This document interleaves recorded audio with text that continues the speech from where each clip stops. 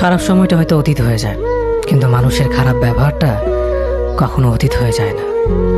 শুধু নিজে থেকে কথা বলা বন্ধ করে দেখো, দেখবে অনেক আপনজন পর হয়ে যাবে।